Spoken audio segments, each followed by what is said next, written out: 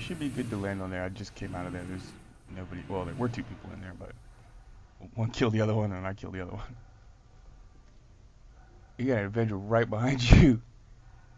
And he looks like he's gonna shoot you.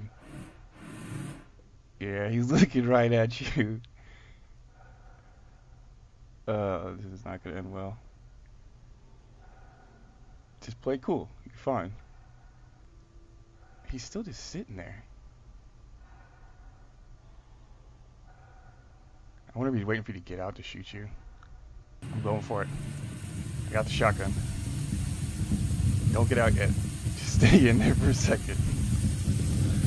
I'm gonna try and go around and get in the back of his ship. I won't shoot him, but if he shoots you, I'm gonna shoot him, okay? Okay, the back's already open. Okay, I got this. I got this. Slowly but surely. He's gonna move right when I get up to it, I just know it. Oh, I'm in. I made it. Oh, he just killed you. Oh, shit. Okay. I wonder if I can just shoot him out here.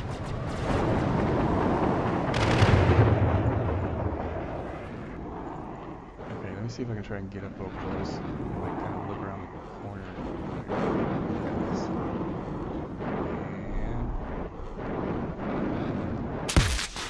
Oh, I got him! Oh my god! Oh man, I took his ship. Alright, I'm done. I'm taking this to the end of the universe. It's over. That guy's done. Oh my god, that was amazing.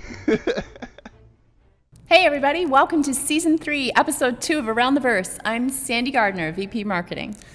And I'm Chris Roberts, CEO and Project Director of Star Citizen and Squadron 42, making another guest appearance on Around the Verse.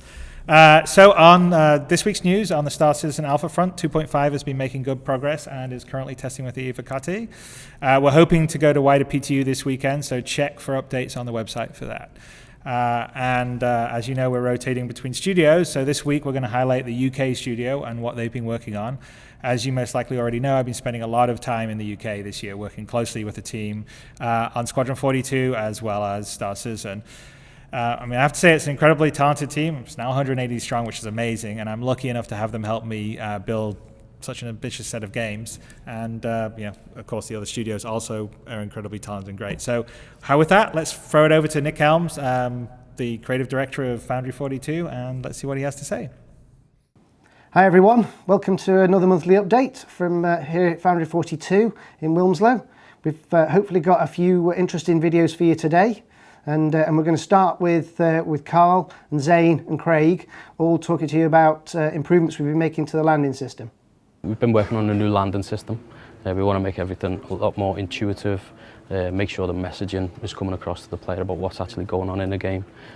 So essentially how that's going to work now is as soon as you drop your landing gear, you're effectively in landing mode, which drops you down to precision mode as well, which means you can you've got more finer control over the ship speeds and the ship's movement, and it also swaps out the AR for the landing AR that kind of flags all the landing areas and the potential landing areas and whether or not they're recommended or whether they're valid or invalid, and that kind of ties into the comms system too, because when you approach some of these official landing zones, you'll have to ask permission to land on certain pads and stuff like that. So, you'll get near a particular landing zone, switch on comms, and you'll hail the tower at the station and request landing permission, and then they'll either grant it or not, and your AR will respond to whatever permissions they give. So, if they don't grant it, your AR will tell you that none of them are valid. If they do grant it, it'll flag one of them for you, call you over. Take your ship over there, and as soon as you're in a bounding box, you can either land manually, because your landing gear is down anyway, so you just do everything yourself, lower the ship down and physically stick it on the geometry yourself, or you can hold the auto landing key down, which will safely land you on the pad itself. And whether or not that's available depends on which station you're at. Some of the more high-tech stations will offer the automatic landing, and some of the others may not. It's just all about what services are on offer at that particular station. All aspects of the game we're constantly working on whether or not there's enough messaging there and trying to improve the experience and make it more intuitive to the player. And landing was just one of those ones that we were always aware we were going to come back and revisit, and this pass that we're doing on it now should do a really good job of clearing everything up for the player. In addition to making the whole landing system more intuitive in general to use, we wanted to have the UI improvements accompany it. So we created a motion graphics mock-up of what this would look like with the landing in different states. So when you have a recommended landing pad, or a landing pad is you're not able to land at a certain landing pad, we have different UI states for that, and that's shown and demonstrated in this concept that we had one of our senior UI artists, Rich Marsden, mock up for us. So one thing we wanted to keep in mind was that because you could have so many different landing pads next to each other, that we didn't want too much UI overlapping each other, so we wanted to keep it simple but obvious enough to see when you're approaching the landing pad. The other thing that we also had to take into account was, say for instance, if landing pads are embedded deep within a crater or are hidden away, that we have a visual element to tell you where that landing pad is, despite it being embedded. So our task was to improve the landing system to make it a lot simpler for players to land their ships. We'd had issues where players found it really hard to align to the landing area and touchdown. So the goal was to add in a few assists. So now we've got a feature where the ship will orientate itself to match the orientation of the landing area or the terrain of the planet. As soon as you engage the landing system, we switch the flight mode into precision mode, so that helps the player with the manoeuvrability of the ship. Means they can do a lot more precise manoeuvres and bring it down to a smooth touchdown. When the ship's within a specific height of the landing surface as well, we switch to automatic mode and bring the ship down under autopilot to touchdown. So when we get close to a potential landing surface, what we do is we fire out a number of raycasts from beneath the ship to test the surface normals on the ground, and then we average those and try and orientate the ship upright to match those ground normals, so that you should come in at the same orientation as the potential landing site. Even with visual aids and UI feedback, it was still pretty hard to align the ship correctly onto a landing area, especially when you've got a massive ship like a Retaliator and you've got other obstacles around the pad that is quite easy to collide into. So I think this helps orientate the player better. The idea is that the end result is landing's a lot easier and is a more enjoyable experience. But even then, you can still turn off all these assists and try and land the ship yourself and potentially make a hash of it or not.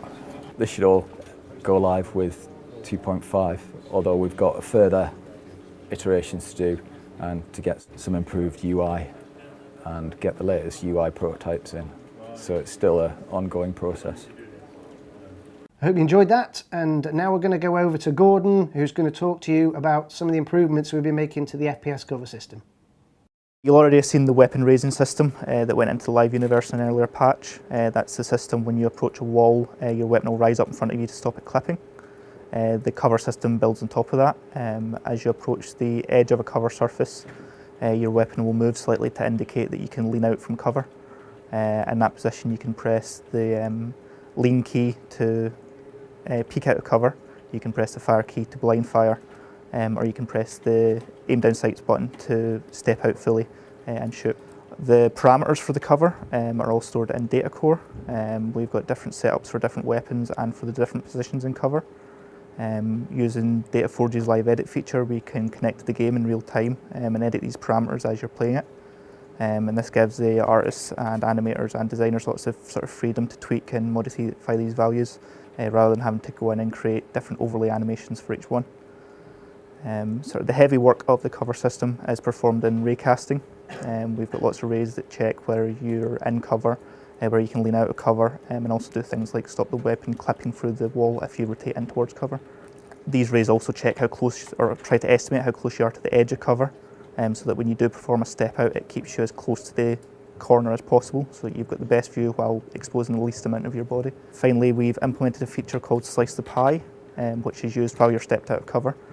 So as you rotate further in towards the cover surface, it will move you further out, sort of giving you a better view of your surroundings. And we're also going to extend this when we do top cover. We've got a similar feature called Slice the Cheese, which will take you further up so you can see down from a balcony or from a higher up position to shoot below you. The cover system was originally conceived to sort of slow the game down slightly more, make it feel a bit more tactical, sort of give you the option of taking your time and sort of picking your targets when you're playing it. A lot of the work went on with sort of Todd Pappy in Germany and John over here to sort of get the design right and get the feel of the game right. And we had lots of work from the various animators, Uzi and Colin did a lot of work to sort of get these animations feeling snappy and quick, so it felt sort of natural. And also there was a lot of focus on making sure you wouldn't get stuck in cover, or it wouldn't feel cumbersome. It was a very sort of fluid and natural feeling system. A lot of the designers obviously play it while they're doing their playtest, or all of us play it when we're doing the playtest, and it does seem to be getting used more and more now that the more features are coming online. And it does feel quite satisfying when you manage to kill someone from cover and when you actually manage to use it effectively. So all of the guns will work in the cover system. It's sort of weapon agnostic. They've all got, like I said, different setups for data core. So the likes of a sniper rifle will obviously have to raise slightly differently from a pistol. You'll hold it differently when you're in cover. But yeah, they will all work. You'll be able to walk up behind the wall with a shotgun, look out, fire a shot, come back in, pump the shotgun and so on. The procedural player cover system is going live in 2.6. And that's all for this month from Foundry 42 in Wilmslow. We'll see you next month for another update.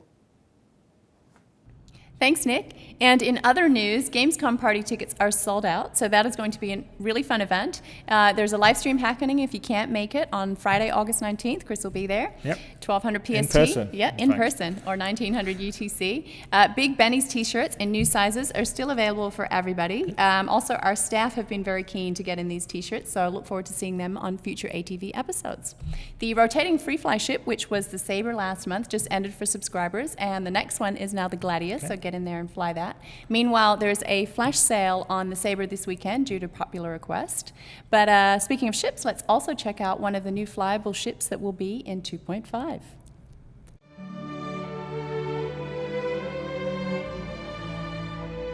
Hey, I'm Jeff. I'm currently working in tech design. I'm working on the Argo multi-person utility vehicle, and today I'm just going to be showing you around the Argo, showing you a little bit of the process that's gone behind it, and all the work that's gone into it, really. So the Argo itself is primarily a capital ship support vehicle. So what it does is you'll have the Idris fly into a location, but it might not be able to go through an asteroid field or something like that. And the Argo can then fly in, it can pick up any survivors in one of its pods, or it can be fitted with a cargo pod with repair gear in the back of it.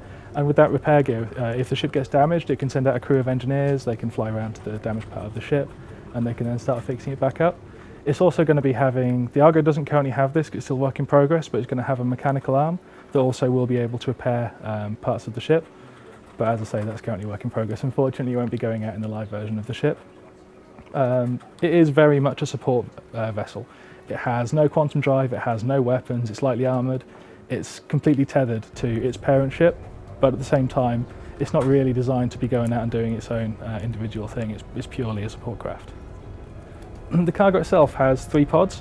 One is a cargo pod, which you may have seen in the CitizenCon video from last year, where we introduced the Stanton. The cargo pod has space for a limited amount of cargo, and it's also got a seat for one personnel to sit in during transport. It's also got a transport variant which has 8 seats in it for obviously larger scale personnel pick-up drop-off, which will be quite handy for when the Idris is in orbit and you need to send the Argo down to a planet. And finally, it's going to have a rescue and recovery pod, which we haven't finished yet, but this pod will have limited medical facilities, so if someone gets injured on the battlefield, you can cart them into it and then take them back up to the ship to receive proper care.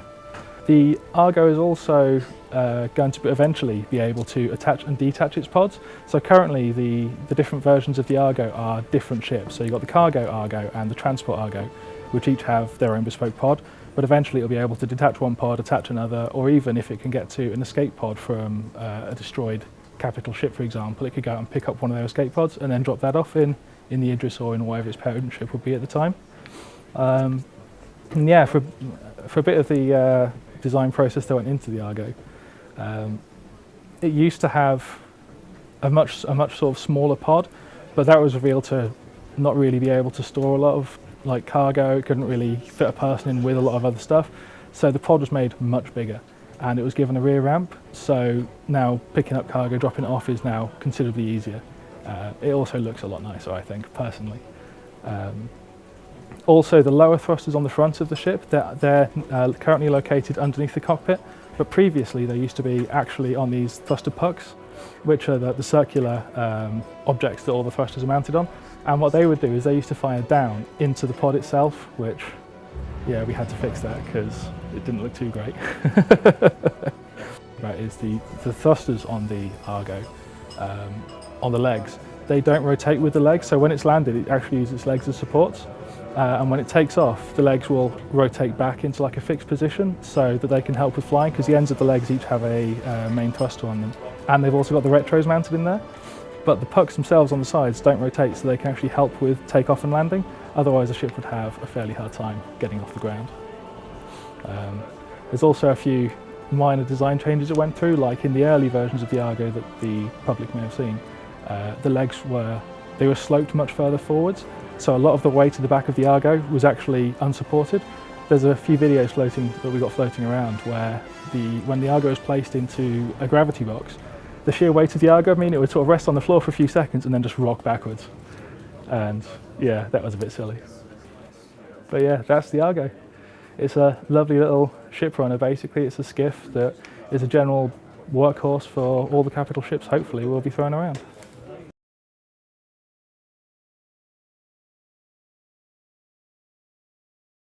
Hey guys, Tyler Witkin here, Community Manager in the Austin, Texas studio, here to bring you this week's MVP. A huge congratulations to Lord Bain for his efforts in creating SC Lorecast. Bain takes Star Citizen lore to a whole new level by bringing it to life with music, sound effects, and epic voice acting. We can't get enough of these, so keep them coming, and congratulations again, you're this week's MVP. Back to you guys.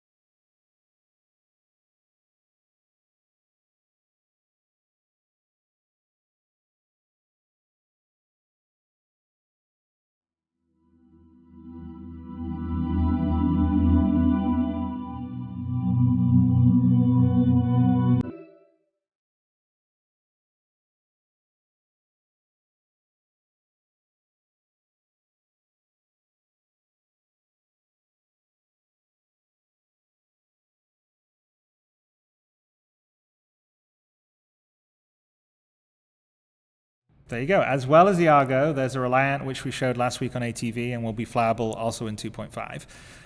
Now for the final segment of this week's show, we have something that I think will blow you all away. I'm going to hand it over to Nathan to get it started, but have fun.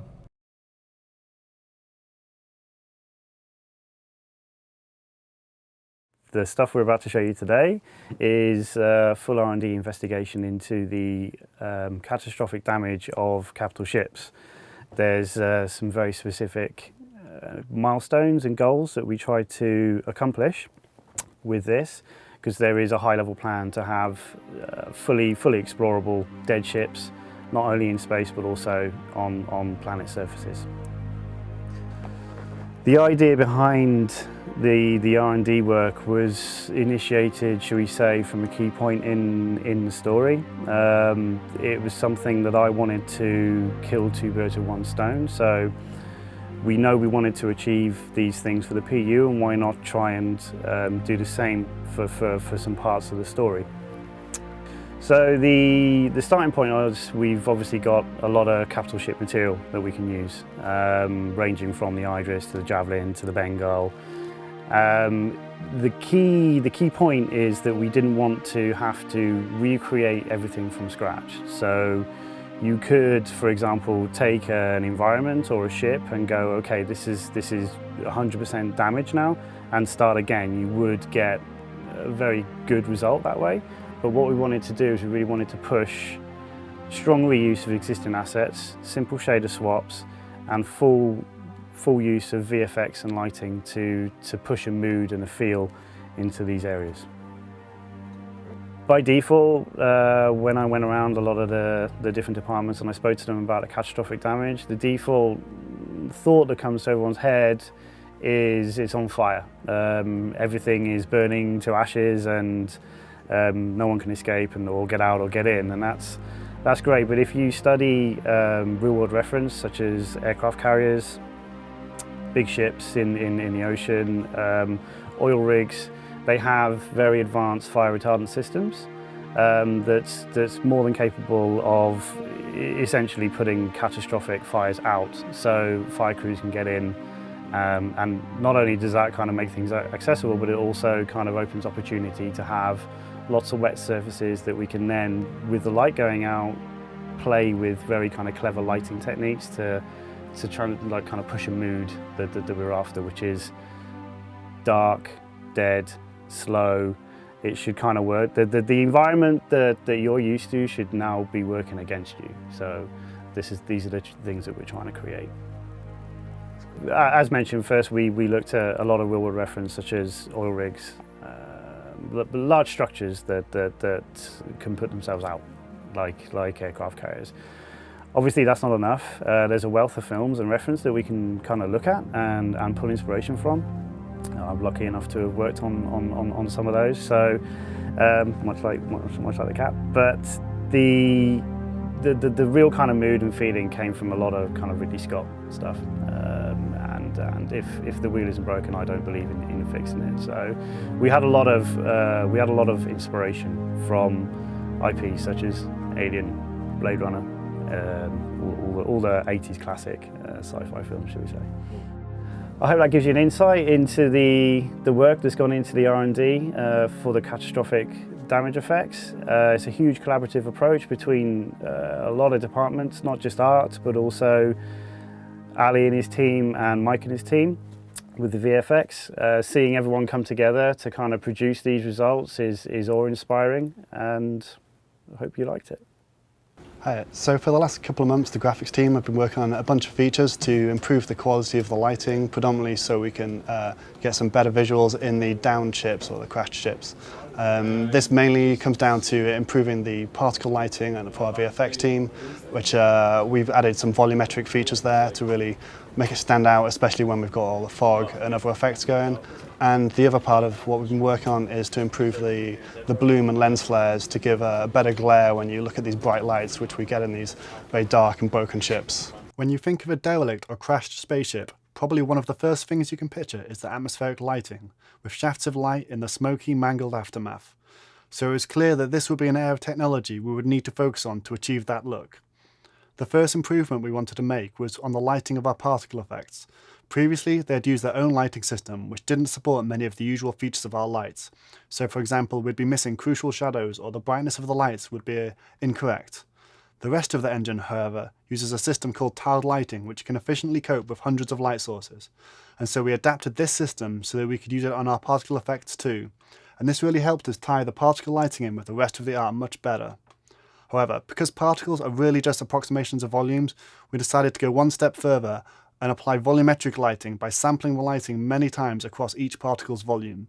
This gives every light the ability to cast light shafts within every particle effect. The other big change we've made is to improve our bloom and flare effect, which simulates the glare and bounces of light you get due to the imperfections within a camera or the human eye. There are generally two approaches to flares, artist-driven and procedural. CryEngine's base flare implementation is artist-driven, and blends and distorts many textures on top of each other to create complex flares that can look great in the right conditions, but also aren't physically based and so don't simulate the actual light ship or respond correctly to other effects such as depth of field and motion blur. Procedural techniques, on the other hand, are generated by code purely based off the higher dynamic range image data, and therefore give accurate highlight shapes and respond to other effects as expected. However, procedural techniques usually look quite simplistic due to their cost, so we came up with an efficient method of generating physically based flares where each individual element can be customized to exhibit a wide range of physically based distortions and color shifts, yet the whole system still runs faster than our previous system. So hopefully you can see the benefits of all the new tech, and hopefully it'll be with you soon in the next few weeks in the next release. I've been working on the sound design for the ambience inside the Idris.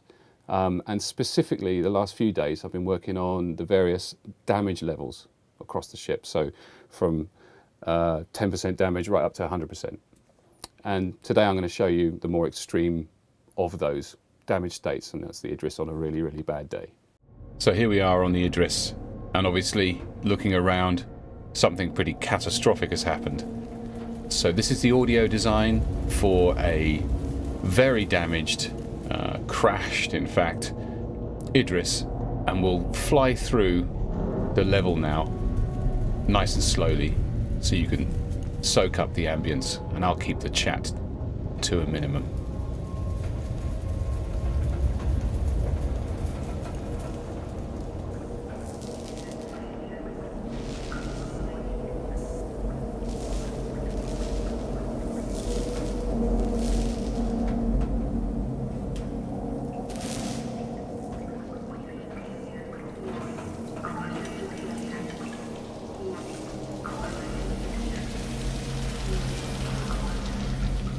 Once again, with this version of the Idris, the emphasis has been on detail and creating a very positional 3D environment to explore.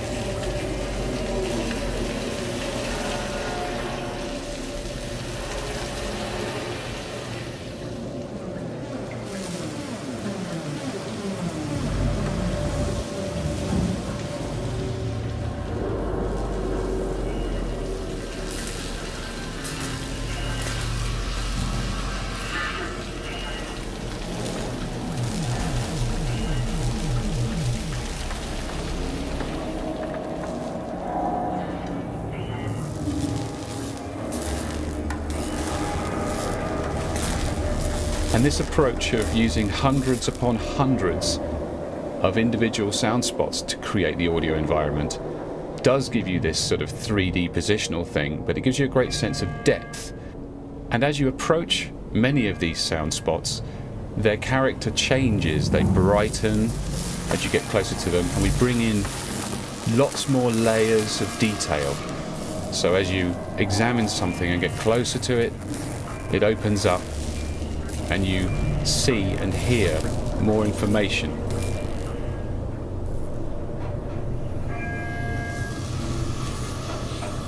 So just for a moment, let's remind ourselves what it's like at the other end of the damage spectrum on board the Idris on a good day. And you can hear that it's a pretty serene experience. It's a calm, gentle ambience. The ship's humming away nicely.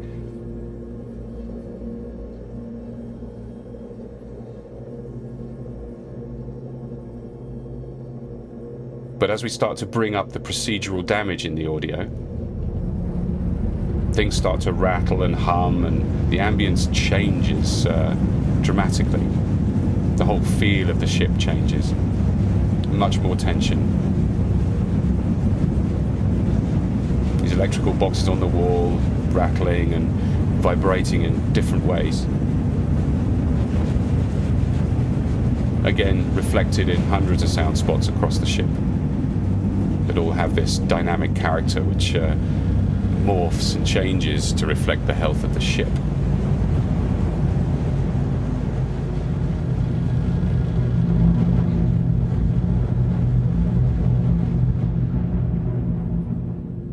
So right now, let's have a look back on the catastrophically damaged Idris.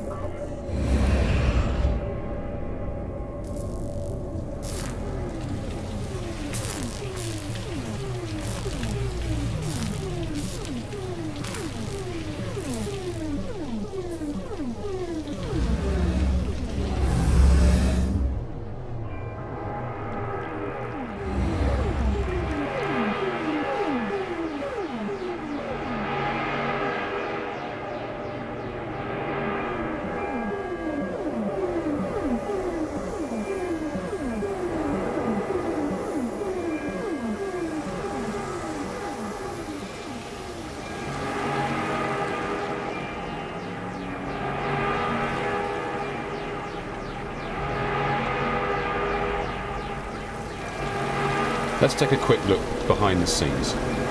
So here you can see we've got some emergency fire sprinkler sounds, and there's a particle system right here, and that has a sound of the sprinkler associated with it. But here on the floor is an auxiliary sound that is the sound of the water drops splashing and hitting other surfaces. So, you know, there's these different dimensions to even simple ambient sounds such as a fire sprinkler.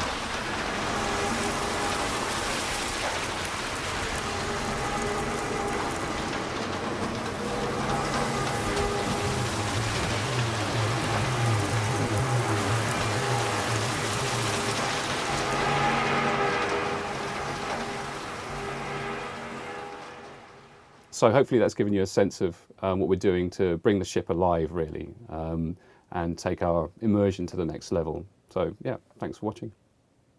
Now, tell me that wasn't amazing. I hope that shows the kind of attention to detail we're aiming for. Imagine coming across a crash wreck on a planet or floating in space or perhaps in Squadron 42. It's just going to be so cool. Yeah, that was totally awesome. And in other news, Ben is back at work. Happy to have him back at work.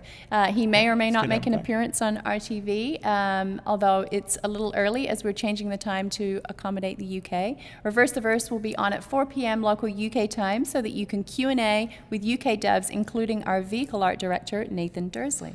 Who's always very interesting to listen to. So with that, we'd like to thank all the subscribers out there for making this show possible, and all the backers out there for making Star Citizen Squadron 42 possible. And we'll see you around the verse. Around the verse.